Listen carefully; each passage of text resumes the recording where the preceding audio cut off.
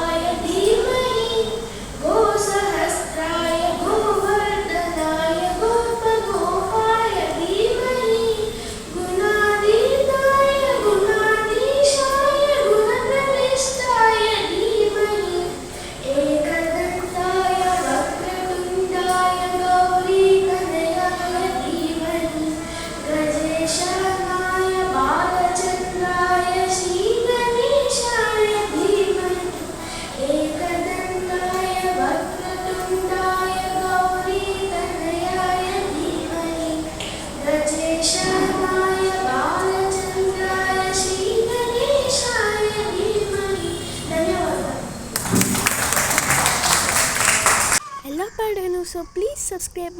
ఇలాంటి మంచి మంచి వీడియోస్ వస్తాయి. బాయ్.